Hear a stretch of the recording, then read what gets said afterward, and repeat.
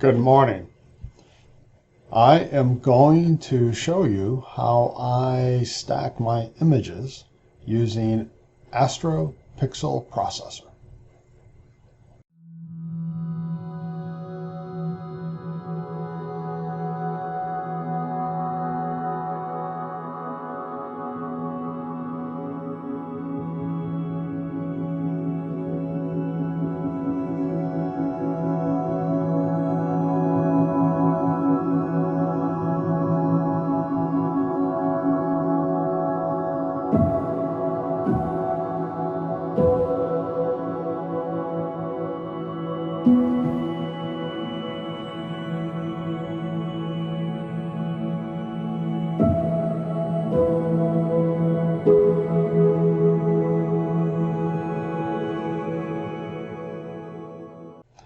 Hi, I'm Dave of Urban Astro, and I'm going to show you how I integrate my light frames and my darks and all my calibration frames to create stacked images that I then take into PixInsight for editing. Now, the basic application here, Astro Pixel Processor, when you first launch it, it actually launches two windows. One window is kind of like PixInsight, and that PixInsight has the little processing window that pops out that shows you the processes that are going on. And Astro Pixel Processor has a similar kind of thing, but it's actually a standalone window, and I just typically minimize it so that I get just the window that you see here. All of your integration work is on the left-hand side as you're facing the application. It's all here on the left-hand side, and this application can do both integrating frames so that you get your stacked images, and it also allows you to be able to do some basic processing, which if I was to process my images using Photoshop, I probably would use the right-hand frame over here, the right-hand side, to do some preliminary processing before I moved it into Photoshop. But I use Photoshop in my processing kind of like the last stage, where I go in and I remove a lot of the noise. I might tweak a little bit of the colors, maybe a little bit more contrast and things of that nature. I do at the very, very end, and I do that in Photoshop and then save out the images. But most of my image processing takes place in PixInsight. So I strictly pretty much use APP or Astro Pixel Processor for the stacking process. Now, you can get a trial version of this. I think it's a 30-day trial. If you just Google Astro Pixel Processor, you can go and you can download a 30-day trial, which is useful to see whether or not this is something that you might want to use. Because it's a little bit pricey. It's about $200 to actually purchase this software. But I have it largely because it allows me to do multi-session processing. I typically will shoot an object over multiple nights. And in fact, the object that I'm going to demonstrate here, I've got 3 different nights worth of data that I want to be able to integrate into one hydrogen alpha, 1 oxygen 3, and 1 sulfur 2. And this does it without blinking an eye. It also allows me the ability to do mosaics and to balance the background across all the images that are part of the mosaic. And so it has those capabilities built in, which I greatly appreciate. And so this is what I use to do most of my integrations with. Now, when you first open up Astro Pixel Processor, it's actually going to open up like 2 windows. And one window is going to be this window right here, which is the console window. And this just tells you what processes are running. when you open it up. And if you're used to PixInsight, this is very much like the little process window that slides out on PixInsight when you execute a particular process, and it shows you all the different tasks and what percentage of the task and kind of where it's at. It's the same basic idea, only in Astro Pixel Processor, it's a separate window. And then you get the main window here. And after it checks for the license, because it will go out and it will check for the license, and then after it checks for the license, it's going to ask you to set a work directory. And so that's what I'm going to do here in just a minute, but I kind of want to walk through this particular panels right here that's on the right hand side. So the first thing, of course, you got the license. It will show you your license information and what you're authorized for, and you can deactivate on different computers. In this case, I've only got it on one computer. You can run this thing on up to 3 different computers. And so that's that. And then you got the configuration, and this is something that you really probably need to do first before you do anything else. And once you get this set, you're going to have to relaunch it so that it will take that configuration. And so I happen to have 64 gigabytes of memory. I do a lot of Photoshop work, so Photoshop hogs up a lot of memory. So what I've done is I've said to Astro Pixel Processor, you can use 20 gigabytes of that memory in order for it to do the integrations. And I'm going to allow it to enable tooltips so I can see what, see if I get a tooltip pop up here. Probably not on this dialog box, but anyways, you'll see tooltips. If you highlight, if you put your mouse over a certain option, you'll get a little tooltip. Enable console output, that's that secondary window. Enable a sound or a process completion. It will make a noise when it's done. It's like a gong that goes off telling you that the integration is done, that the stacking is done. So, and the other part of the configuration here is CPU threads. How many threads do I want to give Astro Pixel Processor? There's an example of a pop-up, of a help tip pop-up here, a slider which controls the number of CPU cores. So I have a processor that has 12 threads, and so I'm going to tell APP that it can use up to 11 of those threads.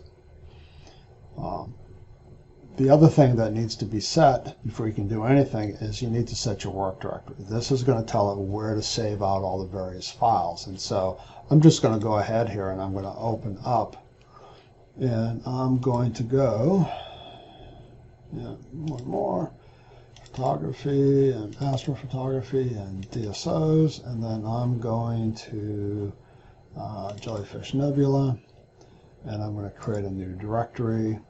So I'm going to create a new folder. I'm going to call it Winter 2021-22, and that's going to be my work directory. And yeah, so the other thing that I'm going to do is you see here that there's all these different tabs. And I'm going to show you what my workflow is. Yours may be a little bit different, but there's essentially 6 tabs and then a 7th tab for tools. The tools are great if you want to do a few, it's part of like the processing. But I do a lot of this stuff in PixInsight, so I don't really use this a whole lot. You got like a star reducer, you got selective color, you can combine your RGB channels, you can calibrate the star colors, you can calibrate the background, remove light pollution, correct vignetting, and again, all that stuff I do in PixInsight, so I really don't use this particular tab. So basically you just go through the tabs, 1, 2, 3, 4, 5, and 6. And if you've got raw files, for instance, if you've got a DLSR, this is where you would come in and you would set up for your DLSR. You know, you would force a buyer X-Trans CFA, camera white balance, and here you would set all that kind of configuration. Because I shoot mono, I don't shoot with a color camera. I don't worry about tab 0. So one of the other important things to do is to enter the deep sky object name, because this will be part of the naming convention that gets used by APP. So in this case it's 844 Jellyfish Nebula. So that will become the naming convention that's used for all of the files. So like I said, there's 6 tabs here, and we'll go through each of these tabs and I'll show you what I do. And again, you may do different things. So basically, I'm going to do multi-channel, multi-filter processing. So I've got, I have hydrogen alpha, oxygen 3, and sulfur 2. So I've got multiple channels. And I'm going to do multiple sessions. I've actually got 3 sessions. I've got one night I took, I don't know, probably maybe about 20 subs, and the second night I took close to 30, and the last night I took a whole bunch more. So I'm going to import all those in along with the associated flat frames and dark flats, and then I'll enter in all of my others. I have master dark, master bias, and a bad pixel map, which APP will create the first time you actually run this. If you don't have a master bias, and you don't have a master dark, and you don't have a bad pixel, you would just load them in here, and it will actually create those for you that you can then just reference the next time you do any kind of integration. So in tab 1, basically we're going to do the multi-channel, multi-session, auto-detect masters and integrations, which will allow me to put in my master dark, master bias, my bad pixel map, and then I've entered in the deep sky object name. Now I'm going to load in all my lights. So I'm going to go up here, and we got 2019. Go into my lights, and you can see what my basic folder structure here is. So I've got my light frames, my flat frames, my dark flats, and then I have a separate folder which I call calibration frames, where I have my darks, my bias, and the bad pixel. So for right now, just for this particular session, I'm going to load. And the other thing that I generally tend to do is I will call out those frames that are over 1 arc minute in RMS error. I can go up to, with my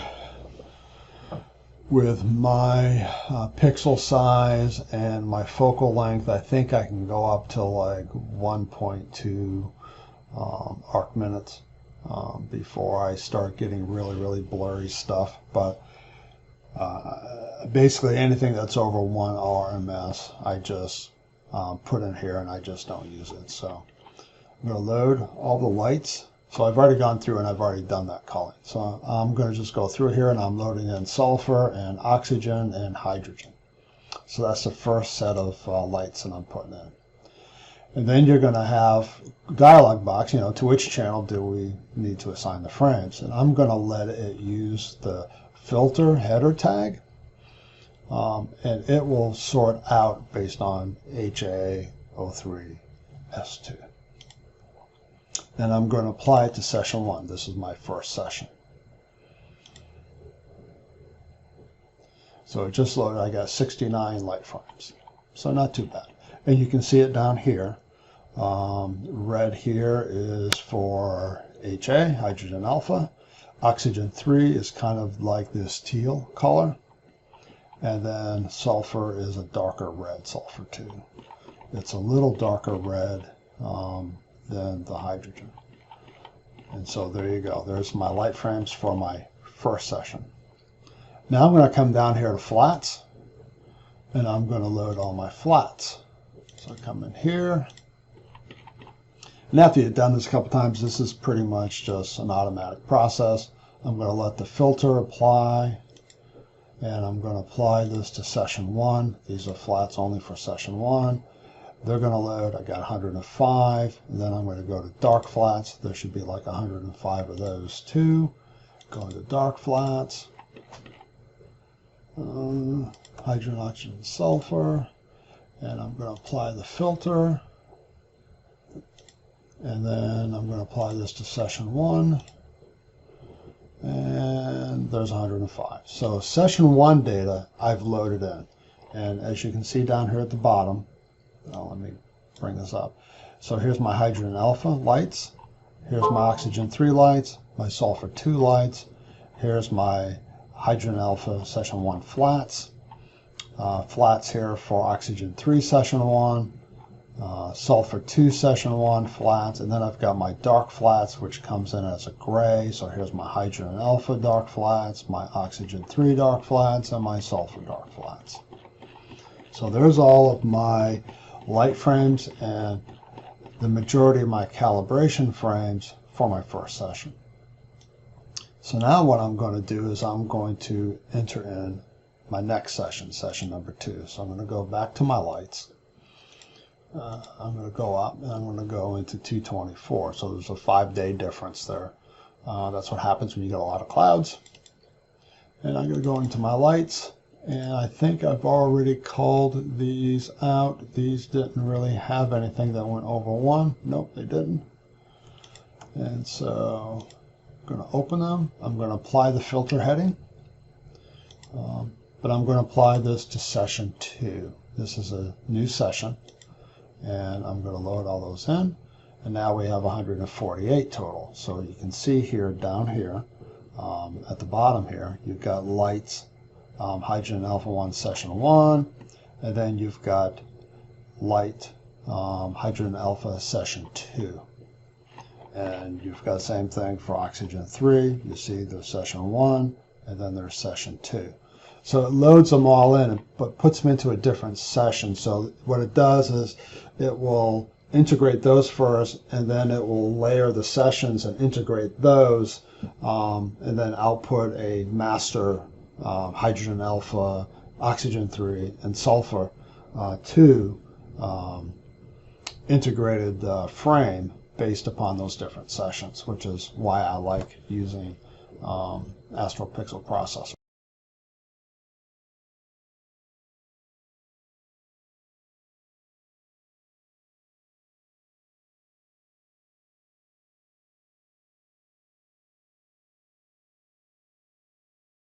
And so I've got 217 lights, I've got 315 flats, and 315 dark flats. So now I'm going to go and I'm going to load my master files. And what I'm going to do is I'm going to load my master dark. So these are 300 seconds at 10 degrees below ambient. And I'll go into my calibration frames directory here, and I go into my darks library. I took these at the end of October, so I'm about due to do a new set. 10 degrees below, and they're 300 second, and here is my master dark. And again, the master dark, if this is the first time that you're using APP, it will actually create these files for you. It'll create a master dark if you don't already have a master dark. So instead of having to load I have like 100 dark frames and I have 100 bias frames. So instead of loading all those in each and every time, you can just load in the master dark. It's already stacked all those dark frames. So now here's a dark frame that it can use as part of the calibration process. So it just speeds things up a little bit more and makes it a little bit easier. And you can see this is for all channels and all sessions because it's the master. So I'm going to open that up. It's all channels, and it's going to be for all sessions. Okay, so I've got the one master dark. Now I'm going to load the master bias, which is next. So I'm going to go up, And here's my bias. And again, instead of loading all my bias frames, I can just load this master bias. And it's all channels. And it's all sessions because it's a master. So there we go. And then my last calibration frame is going to be my bad pixel map. And again, that's created by the software the first time it runs. So then you just keep it in your calibration, wherever you keep your calibration frame, so that way you've got everything all together. So there we go. So I've got what I have loaded up here so far is we're doing multi-channel filter processing, multi-session, and I wanted to auto-detect masters and integrations, so that allows me to use this section down here. It's IC844, the Jellyfish Nebula, so all my files, all my output files will have that as part of its naming convention. I have 217 light frames, I have 315 flats, 315 dark frames, 1 master dark, 1 master bias, and 1 bad pixel map. And then sorting frames from best to worst, it will automatically go through and it will automatically choose which frame is the best frame to use in the integration process, so you don't have to go do that. It uses, signal to noise. Anyways, it figures all that stuff out, and then you can do sorting based upon time or star density or background or signal to noise or quality. I'll just hit quality there just because I will. All right, and then if you want to start over again, you can hit this clear button and it will wipe everything out and you start all over again. So that's tab 1. Tab 1 is where you enter in all of your frames. Tab 2 is the calibration. It will create for you a master bias if you don't already have one. It will create for you a master dark flat. I don't have a master dark flat for this set. So it will actually create that for me, and you can choose average, winterized. So you can choose different rejection filters. See, winterized, adaptive rejections preferred over sigma, and so these little pop-ups really kind of help you a lot. But I've already got a master dark, so I don't need to do this. So this is not anything that I need to do because I've already got a master dark. Actually, that's a master dark flat. I got a master bias.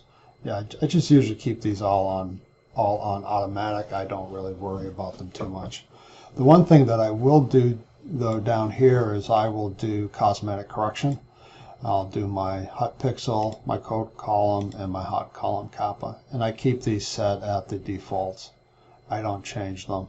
I just keep them at default. And then everything will be created as 32-bit masters, separate darks. I can scale these if I wanted to. Adaptive pedestal, reduce amp glow. I don't really have amp glow, but that's all right. And any kind of calibration warnings. You can create these, so you can actually walk through each tab and do the work on that tab and then go to the next tab, set it up, and then set it to do it. What I do is I wait until I get to 6 integrate. If you just go through here and just kind of set everything up, and then on your 6 tab, go to the integrate and you hit integrate, it will go through and do each of these tabs without you having had done it before. So it just makes it a little bit quicker. So I always, I don't know if this does anything. I don't think it does because I'm not actually saving out these calibrated light frames, but I align channels and remove light pollution. I always click that. And then I go to 3, analyze stars. I don't change anything there. It's default. I just say yep.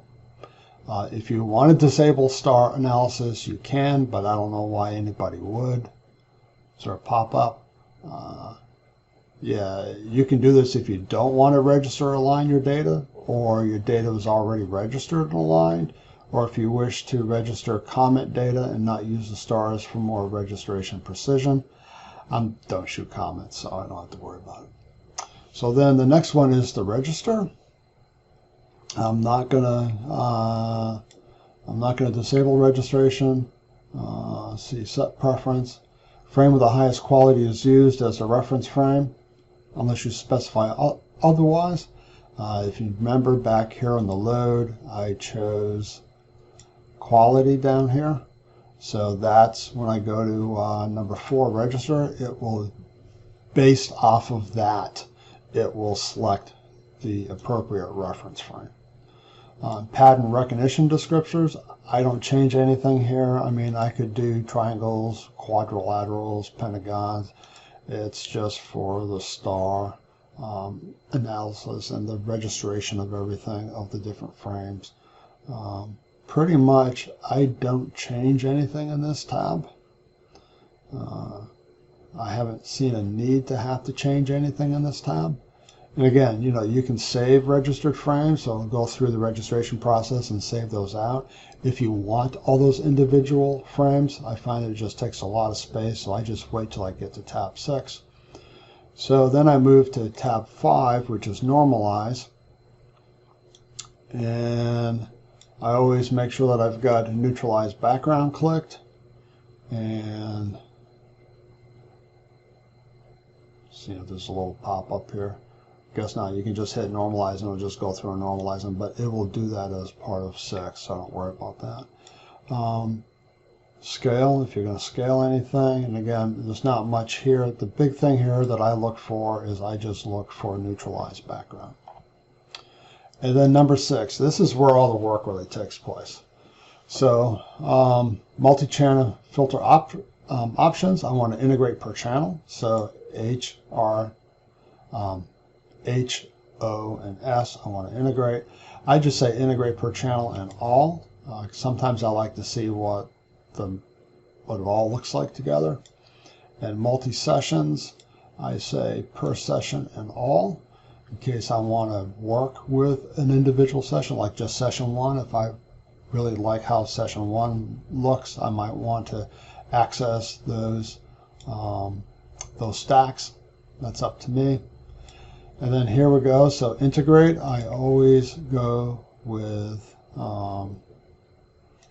average, and I go with quality. And for a filter here, I always go with Windsor's rejection. I accept the kappa high and kappa low. And the composition, the mode, I don't change anything. Local normalized correction, I always do 1 degree with 3 iterations. Multi-band blending, if I had a mosaic, that's where this would come in. Multi-band blending, it would allow for a smoother transition across the different frames, but I don't have a mosaic, so I don't have to worry about that. And you can see here how much do you want to blend 5%, or you can change that. So integration output maps, if you want to do drizzling, here's where you would do drizzling.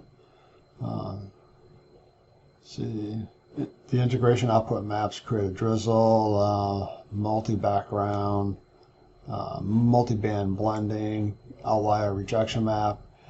I don't check any of that. You can, come on, is there going to be a pop-up? Not everything seems to have a pop-up. There we go. Choose the data interpolation kernel for the registration of the frame tab. I just keep that at the default. I don't see any reason not to. There's no under or overshoot. I'm not going to drizzle. I can drizzle here, and it actually gives you recommendations, I think, down here. If you choose to drizzle, see, where is it? It tells you what to recommend. Was it scale? Yeah.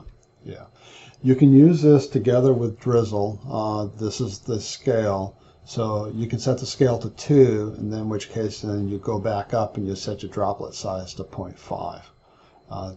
This equals or probably equals drizzle 2x known from other applications. You can also do this without drizzle, just upscale or downscale. So you can basically scale your image. So if you want to increase its size or decrease its size, I don't worry about that. And with these ones here, I'm not going to drizzle because, well, drizzling takes, it's like 24 hours. With all the data that I've got, it just takes forever. So I don't worry about drizzling. And so what I'll do now, once I have all this done, you notice down here, I've already got my set save directory. It's right there. So everything's going to get saved out there. And all I need to do is hit this integrate button, and it will go through tab 1, execute everything in tab 1, go to tab 2, execute everything in tab 2, go to tab 3, execute everything in tab 3, tab 4, execute, tab 5, execute, and then the last bit here that I've identified here in tab 6, it will execute all that. And it does it automatically, and all you need to do is press the button. And it's just going to verify that you want to apply local normalization correction. And I'm saying yes. And I had already identified the first degree, LNC, and 3 iterations. And I hit yes. And it's asking me what the name of the astronomical object is. It's just confirming what I had put in tab 1. Yep. And there we go. So now it's creating a bad pixel math, but it's not creating it because there already is a bad pixel map. So it's going through, if you will, tab 1 and going through all of this processing.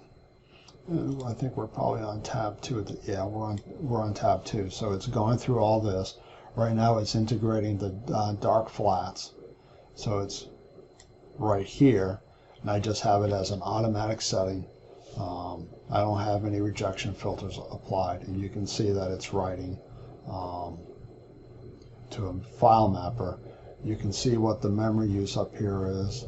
I'm using 500K or 500 megabytes out of 20 gigs. And I'm using 9% of my CPU. And that's pretty much it. And then I just let it go, and it just does its processing. And at the end here, I'll show you what the stacked images look like. And so here we are, we're finally done. And you can see the jellyfish right here, and then the rest of the nebulosity here that I really wanted to be able to capture. Just gives context for this guy. I have a picture that I had done back in December of just like this right here. If you see where my cursor is kind of doing, and it's not among my more favorites. I didn't really like the picture a whole lot. So here's the hydrogen alpha. So there's the hydrogen alpha. Again, you get this beautiful nebulosity right in here, which is part of what attracted me to doing this again. And then you've got the filaments coming this way and coming that way, and you've got some shock waves coming in here, and you got all this beautiful detail right there. It's just drop dead gorgeous. And you've got some dark nebula here, which didn't come out that well in the version that I've got, but it looks like it came out better in this version. And then here's the oxygen. I don't expect much for oxygen. Well, that's hydrogen, alpha, oxygen. So where's the oxygen? Here we are, oxygen. I don't expect much for oxygen. It's right there, and a little bit in here. So you see a little bit there. But that's more oxygen than I was able to capture the last time I shot this object. And of course you see the haloing of the blue here because, well, that's what happens. But you get some oxygen right through here. Not much though, but there is a little bit there. You see a little bit of oxygen right through there. So that's pretty good. And then sulfur, here's what sulfur looks like. And sulfur has a lot here in the jellyfish itself. And you got some tendrils coming down, which is pretty cool. And then you've got some sulfur here in this nebula up here. So that's what Astro Pixel Processor does, is it just enables you to see, let's say neutralize background there, see if it does anything different. Yeah, doesn't change anything. Anyways, so I'll open these up in PixInsight and I'll start processing them there. And so one of the things that I'll do is I'll try to figure out, there's some methods for getting rid of some of these halos, and so I will work on that. But I got a lot more oxygen signal this time than I did the last time. Got some signal in here, a little bit of signal there, but a fair amount right in through here, which I'm kind of surprised at, and some down here in this quadrant right here, which I'm pretty pleased at.